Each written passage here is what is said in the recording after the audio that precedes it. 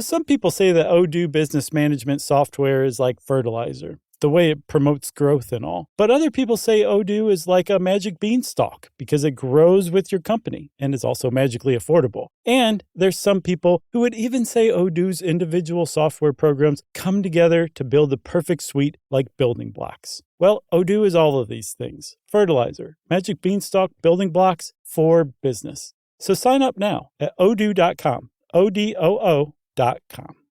Tired of restless nights? At Leesa, they know good sleep is essential for mental, physical, and emotional health. From memory foam mattresses to hybrids that keep you cool all night long, Leesa's mattresses offer exceptional comfort and support with free delivery and 100 nights to try out your mattress in the comfort of your home. Go to leesa.com today and get 20% off all mattresses. That's LEESA.com and use code IHEART for an extra $50 off your purchase. Remember, no matter who you are, there's a Leesa just for you. Thanks again for having us over for dinner, Cecil. This is nice. Yeah, no problem. It's a fictional universe, so we can do that, Yeah. Great. Right. Yeah, safe.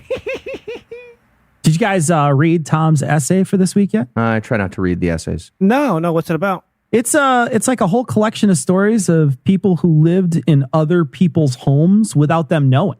Wow, that's creepy. Right? You hear that? No? There's this one story from Japan, another from the Midwest, but wait till you guys hear about the one at the end. That one is... Oh, that smells bad. Cecil. No, I don't want to spoil it for you. It's a good story. No. It's Cecil, you obviously must hear what's happening right now. I gotta get out of here. No, I'm telling you, Heath. I'll save it as a surprise for you. I just want to. I don't want to.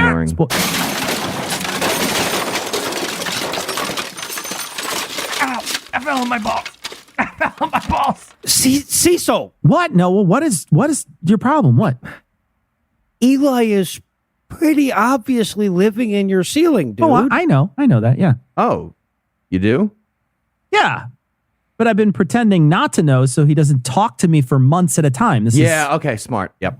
Oh, good move. I think I ruptured one.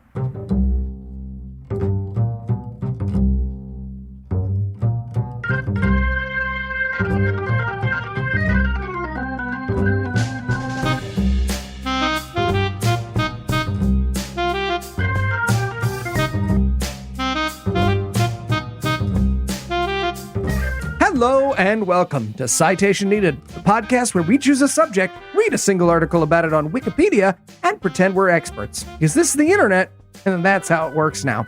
I'm Eli, and I'll be leading this investigation, but first, I'll need some mysterious odors. First up, a guy who would be a part of the essay if Noah and Lucinda hadn't said yes, and a man who's never had to wonder why his food went missing, Heath and... Okay, I had a bathroom. I did have a bathroom there. Squatter's rights. Okay, and that food is not missing. I know exactly where I've hidden it from the kids, so it's not. And also joining us tonight, two men who are both firm no's to letting me live in their house, Noah and Cecil. You asked if you could bring your brain-eating amoeba farm. I did, non-negotiable. We do let you visit, but the only reason we invite you is because of your +1. So that's the only reason. It's fair. Before we begin tonight, I'd like to take a moment. Before we begin tonight, I'd like to... That's how he gets wedding invitations. Dear +1 and Eli. and Anna, yeah. Before we begin tonight, I'd like to take a moment to thank our patrons. Patrons, thanks to you, we get to live in our own houses and eat our own food. And I can't emphasize this enough. If you'd like us to continue being able to do that, stick around to the end of the show.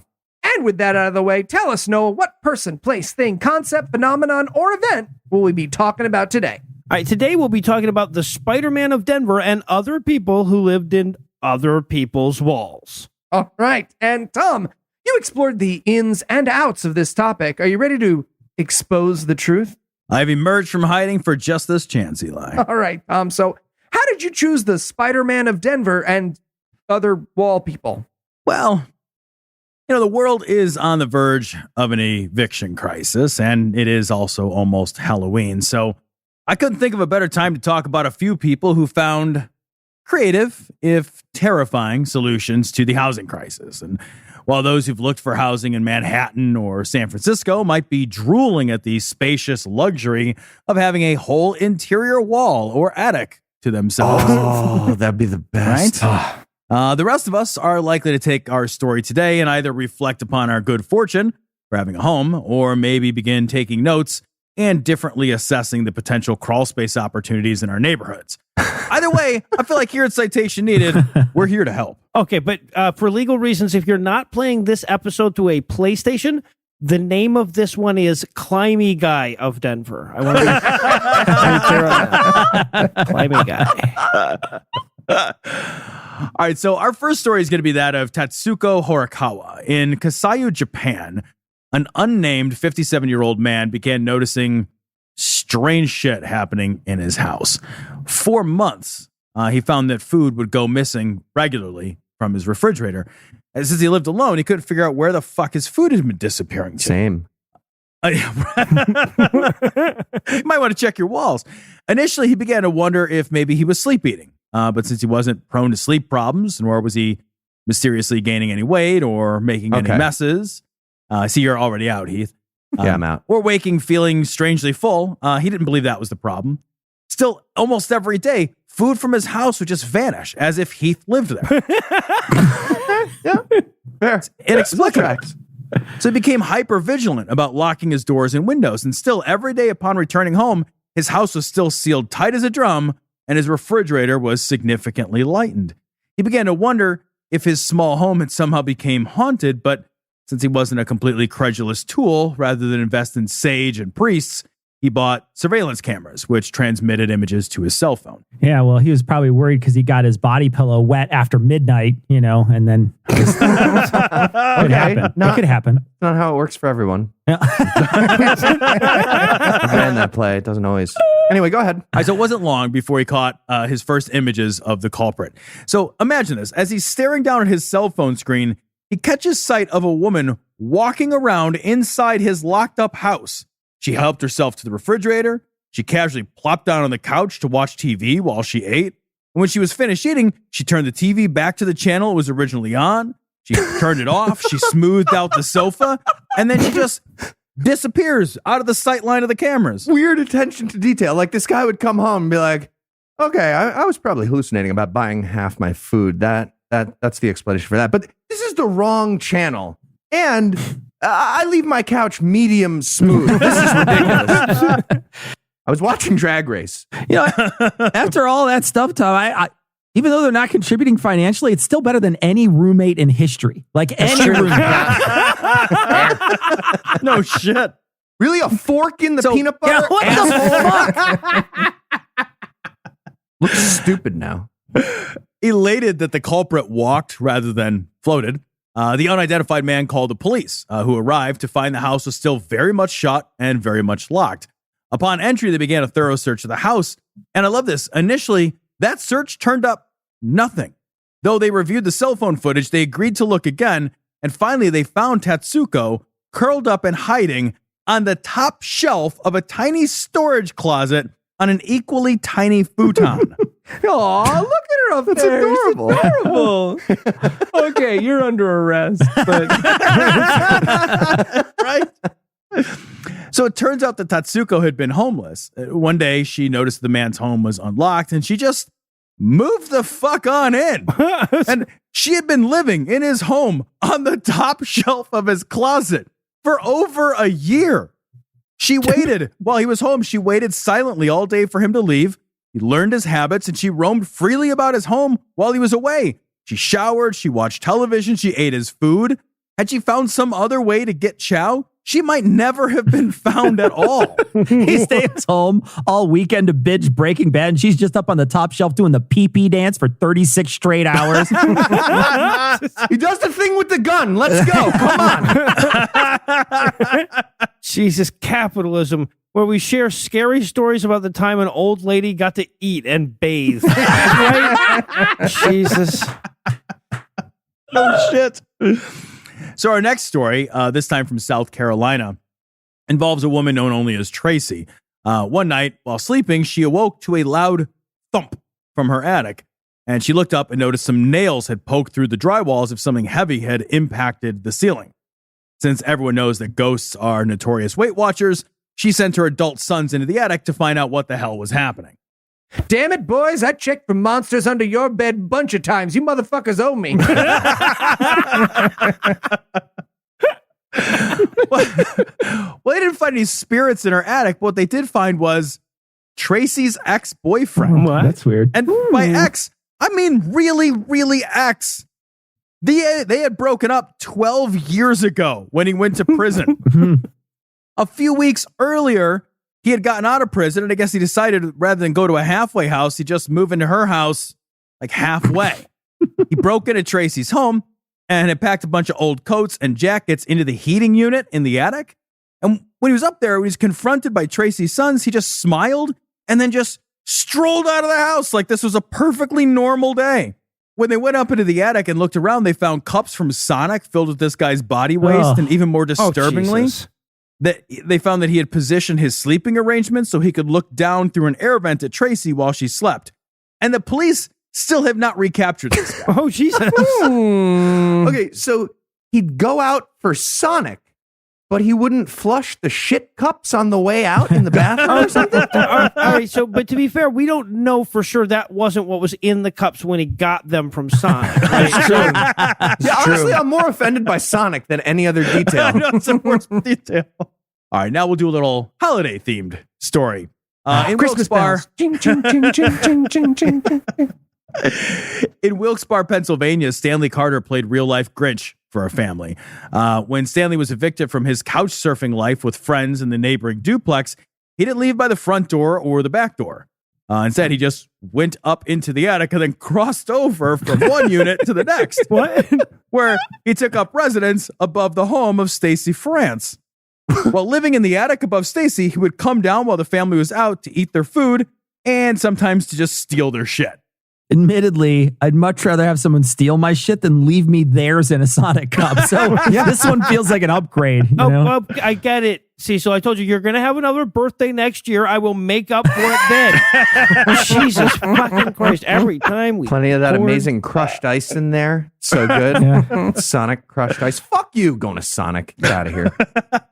So at first, the disappearances of items were annoying, but small and not worth much notice. Plus, Stacy had 3 kids, and you can't keep track of shit when you have kids. But eventually, Stacy figured out that she had been robbed when some cash, a laptop, and an iPad all went missing at the same time. So Stacy called the police, but there was no sign of an intrusion into the home. Perplexed and suspicious by the reports from the kids that they heard sounds coming from upstairs, the police used dogs to search the house, where they eventually caught Stanley and discovered his hoard of stolen items. When he was caught, he was wearing sweatpants and a shirt stolen from Stacy's daughter, and I love this. He had a list, which he called Stanley's Christmas List, which detailed all the stuff he stole from the Ferrance family while living above them. What? Okay. Well, I'm pretty sure that meth was on that list a bunch of times. So while Stanley and I compare notes, we'll take a quick break for a little ditty we like to call Apropos of Nothing.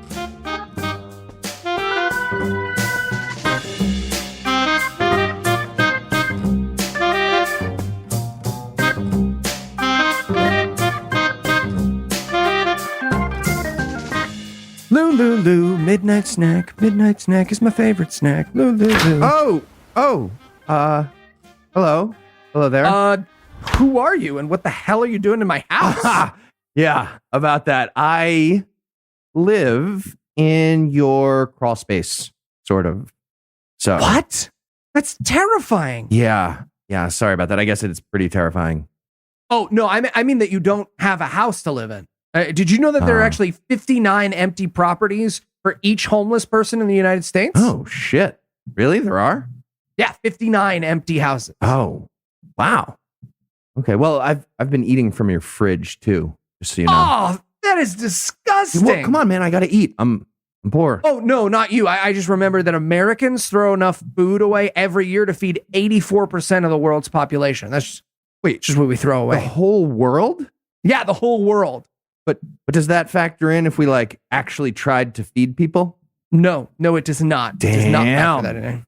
Yeah. Rough. When I think of the tiny percentage of money we'd have to take from billionaires to make sure you and just everyone else in the world would never go hungry or homeless again, well, gives me the willies. You know? I bet. Also, I jerk off while I watch you sleep. And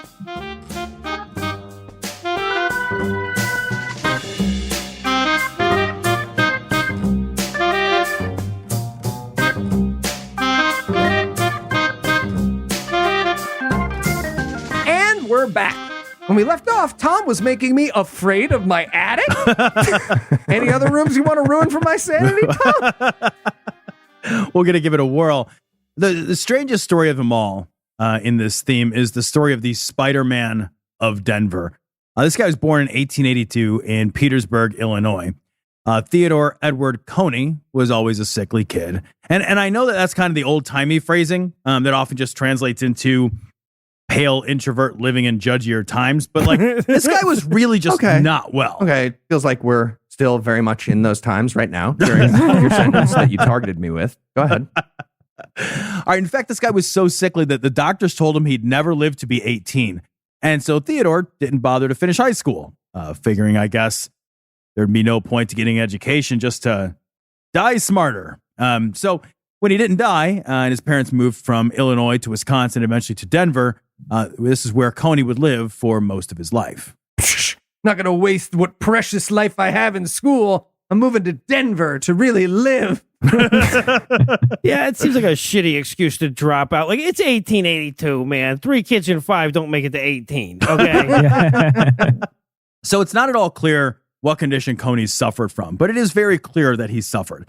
He was very tall and excessively skinny, and he was described as having extremely long, skeletal-looking hands and fingers. And you can actually Google the guy. He does have extremely weird-looking hands. Throughout his life, he was ridiculed and mocked for his appearance, and he yearned for just some place he could live free from the judgment of others. He would sort of find that. As a result of his social isolation, his illness, and his lack of education, Theodore spent much of his adult life homeless and on the outskirts of society. Okay, but Tom, you said he lived in Denver. How could anyone tell he was homeless? I don't understand. Ouch. Big dig on Denver. We're not loving my Denver jokes tonight. All right. Yeah, Denver's nothing like suburban New Jersey in terms of its class. Brutal. So in 1941, Connie's met Phil Peters at a guitar and mandolin club. What? Guitar and mandolin? That was definitely a long, aggressive argument about the instruments in the title. and yeah, that indefinite article seems out of place, Tom. I don't know. It seems like you're hedging your bets for some reason. Wait a second. He was sickly. He was mocked for his condition. He was a loner, long skeletal fingers. He shouldn't have been at a guitar club. He was a bassist, guys. So for his part, Phil Peters was warm and inviting to the outcast Coneys. And several times, Peters invited Coneys to his house for a warm meal, and the two became, if not friends, at least warm acquaintances. In September the same year, as the weather in Denver became less and less hospitable, Coneys sought out Peters and went to Peters' home, intending to ask for some help. When he arrived at Phil's house, however, he found that the house was unlocked and that no one was home. All right, well, no offense to your skills as a storyteller, Tom, but I'm guessing this payoff isn't going to be as good as most of the lonely guy meets a man with unnaturally long fingers who needs a few bucks at a guitar and mandolin club stories that I read. Different ending for sure. Okay. In fact, Phil Peters' wife Not had as recently happy. fallen.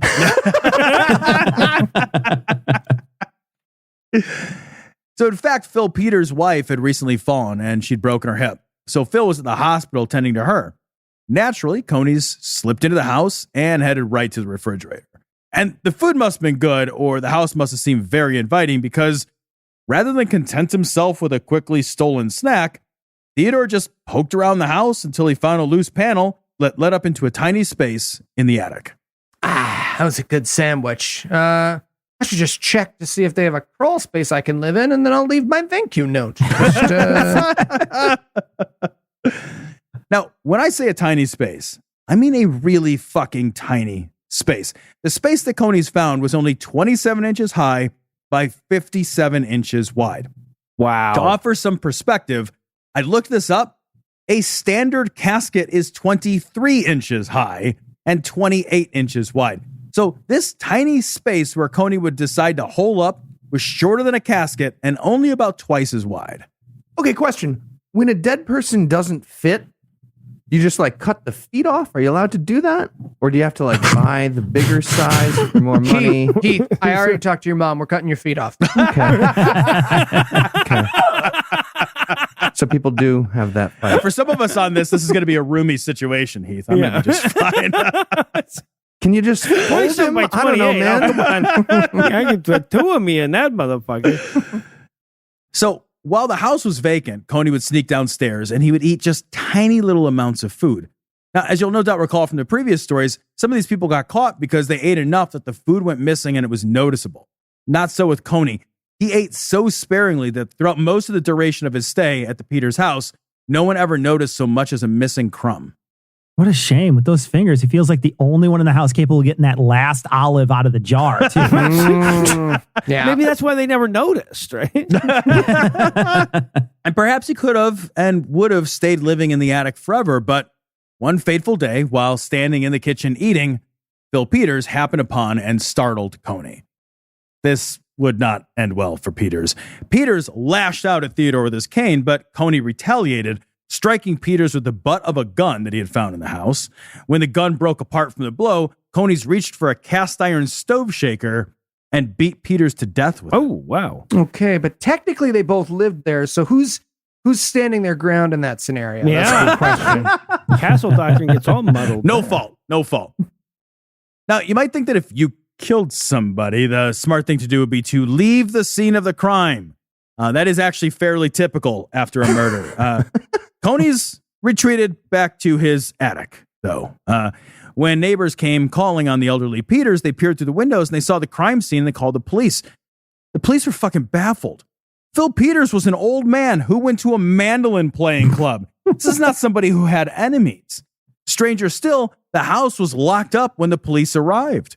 With no leads on how the crime could have been committed, much less on who would have committed it, the case stalled. Okay, but if I'm Coney, I'm going to leave like a puddle of water next to the corpse, right? A mirror and a table or something like that. Yeah, I would do something. So meanwhile, Phil's wife, who had been at the hospital with the broken hip, she recovered enough to return home, this time with a broken heart. Unaware of her husband's murdering house guest, Mrs. Peters asked a friend to move in with her to help her around. The pair began noticing strange things now. Now there was food obviously missing. There were strange sounds. Objects were moved around the house. Mrs. Peters' friend was convinced that the murder house she was now living in was haunted, and she ditched her convalescing friend. And soon after, Mrs. Peters also vacated the house to move in with her son while she continued to recover. Yeah, I'm just going to bounce. I ran into Jack Skellington in your coat closet, so I'm good. So for months, the house was vacant, but not lifeless. Neighbors reported strange sounds and a horrid stench coming from the house, but police found no one in the house each time they came to investigate. Until July of 1942, when the Denver police stationed 2 cops outside the house to stake it out for ghosts. No shit. Really? What? The Denver police sent 2 guys to watch a house that they had searched and found empty multiple times because a ghost was stinking the place up and they had to find out what the hell was going on. All right, we're going to use a Sonic cup as bait, but just make sure you don't cross the streams when he starts using it. So within a handful of hours of arriving, one of the cops spotted a man through the window, and the police rushed inside only to discover nothing. Again, the house was empty. Frantically, the police searched the house, moving from room to room, finding no one. The police were baffled until they heard a strange sound from upstairs. Dashing up, they opened a closet door just in time to spot a pair of legs disappearing into a small hole leading into the house's attic. They grabbed hold of the man's pant leg, but the rotten cloth tore easily in their hands. Eventually, the police were able to wrestle and get a hold of Coney's legs and drag him out of the hiding space. Boo? No? I love that he kept fighting him at this point, right? Like if he gets his leg all the way in, they're going to be like, okay, damn it, now who was it, right? I'm on glue. So I love how they treat criminals back in the 1940s because over a hamburger and a warm slice of apple pie, a detail which I found charming. White criminals. Right. Back in the 40s. Cody confessed to both the murder. Dylan Roof right next to him at the next table. Yeah. Just having lunch. Pretty nice in here, yeah. Cody confessed to both the murder and to living in the Peters house for over a year. Oh, Jesus. The police, upon investigating the space that Coney had carved out for himself, declared, quote, a man would have to be a spider to stand it long up there. During the entirety of his stay, Coney had not bathed once. His clothes were rotting off of his body, and he had collected his waste in various pilfered containers. The stench of his nest caused investigators to vomit upon its discovery. I mean, that sounds gross, but have you ever had to find the remote in your roommate's room? Because that's not even close. When Coney was sentenced for the murder of Phil Peters, he was given a sentence of life in prison. And actually, in the 1940s, that was fairly lenient, as most murderers were put to death in the gas chamber in Colorado at the time. Investigators and the court pitted him his circumstances, and they really did believe Coney when he explained that the murder had been a panicky decision rather than one made with any malice. Upon hearing about his life sentence, Coney remarked, quote, now I'll feel safe. I'll have a better home than any I'd had in years. Oh, Jesus. Which to me seemed like kind of a dig on the Peters house, actually. And capitalism. And Tom, if you had to summarize what you learned in one sentence, what would it be? Well, hey, you know how you're pretty confident this story is about other people? So were the people in this story. Oh, cool. Cool. Saying, check her out. Yep, gonna hit a bunch of stuff in my house with a bat. Walking around hitting my house. Are you ready for the quiz? Let's do it. All right, Tom. What is the name of the horror movie where the guy hides in your walls and leaves cans of shit in your attic? A. Stankenstein. B. The Poople Under the Stairs. C. Fantastic. Scatliners. D. Turd Box. E. Babadookie. Dookie. Oh, these are all so good. These are all so good. But because Bird Box was so terrible, I'm going to have to go with D, Turd Box. Turd Box it is. All right, Tom. What's the best pornographic poem about the unwanted house guest who shits? That's very niche. Is it A, shite in the attic? B, the smell jar? C, the scat in the hat? Or D, two girls, one Sonic cup? You had me at the scat in the hat. That's awesome. Perfect. So good. I had you at the correct answer. So well good. done. All right. All right, I got one for you. How do we know that there's a creepy, long-fingered murderer living in an unknown crawl space in the listener's house? Especially the one that lives alone and is listening to this at their home at night. A. That time where their keys weren't where they left them, and then they looked everywhere, but eventually the keys wound up being just where they left them after all, right? Remember that? B. The fact that their cat stopped mid-lick to look into the other room. There was nothing there. It didn't seem like there's anything there. C. The fact that they could have sworn they had more AA batteries in the drawer. Or D. What the hell else could that noise have been? All right. Well, Noah has scared our listeners away for good, so he is the winner. Because nobody I'll tell you even what. tried to answer. Yeah, it's R for no. Actually, the correct answer, Tom, was E. He's right behind you. Oh my God! All right. Well, Noah stumped Tom, so he is the winner. All right. Well, speaking of scary stories, I want Heath to do next week's essay. Game Ooh, on. I bet it's a spooky one. All right.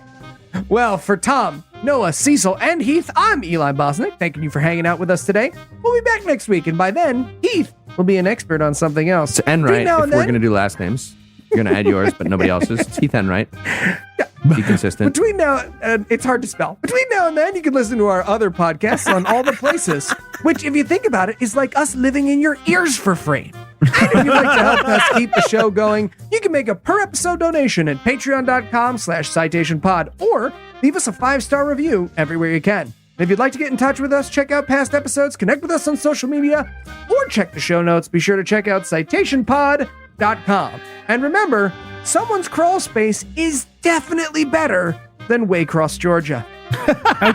Okay, New Jersey. Okay, New Jersey. Okay, so Good. for him to drop a penny, right, in that scenario, Jeff Bezos has to drop just over $22,000 on the sidewalk when he doesn't pick up. Damn. When all this is over, you think I can maybe sleep down here on the couch? I mean, you got plenty of room. Maybe the couch. Absolutely not. What am I, a filthy communist? Yeah, no, that's fair. Yeah. You're not. Yeah, no. Free market's taking care of you. Invisible hand that I shit into.